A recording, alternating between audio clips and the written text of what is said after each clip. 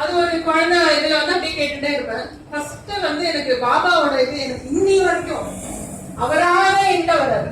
ஆக்சுவலா ஒரு dance class எடுத்துட்டு இருந்தேன். அந்த ஸ்டூடெண்ட் வந்து ஃபர்ஸ்ட் எனக்கு வந்து இந்த ஷிரடி சாய்பாபா படம் கொடுத்தா. அப்பதான் ஃபர்ஸ்ட் எங்க வீட்டுக்கு வந்து சாய்பாபா வந்தார். அது மாதிரி எனக்கு இந்த மாதிரி ஐடல்ஸ், இந்த மாதிரி செலிங் ஏதாவது ஒரு ஃபங்க்ஷன்ல வந்து கொடுக்கறது வந்து அவரோட கிஃப்ட் வரும்போது எனக்கு வந்து அப்படியே எங்க அப்பாவே கார்ல ஒலிக்கிற மாதிரி இருக்கும் அவர் சொல்ற மாதிரி. அது ஆனா வரும்போதுன்னா எனக்கு ஒரு சேஞ்ச் வரும் என்னோட லைஃப்ல. அவர் வந்து என்கிட்ட வரும்போது ஏதோ ஒரு சேஞ்ச் வரும். ஷீரடி பத்தி பெருசா எனக்கு வந்து நான் ஆராய்ச்சி பண்ணல, எங்க இருக்குன்னு கூட எனக்கு தெரியாது. நிறைய பேர் வருவா பேசுவா, பட் ஸ்டில் எனக்கு அங்க போகணும் அப்படின்ற மாதிரி எல்லாம் நான் முயற்சி பண்ணல. திடீர்னு போன வருஷம் வந்து டிசம்பர்ல ஒரு அது என்ன தாட்டுமே தெரியல, வீட்டுக்கு போன் பண்ணி உடனே ஃபிளைட் புக் பண்ணுங்க நான் போகணும் போல இருக்கேன் எனக்கு அப்படின்னு சொல்லிட்டு கிளம்பி போனோம்.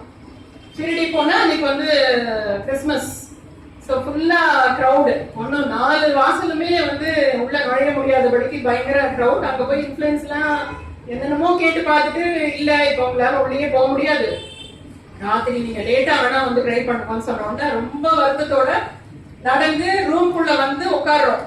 உடனே அங்கேருந்து கால் வந்தது, எங்க இருக்கீங்கன்னு. இல்ல நாங்க எங்கதான் இருக்கோம், எங்கேயும் போனாலாம் போகல, நாங்க ஷிரடியிலேயே தான் இருக்கோம், ரூம்ல இருக்கோம் அப்படின்னா உடனே கிளம்பி வாங்க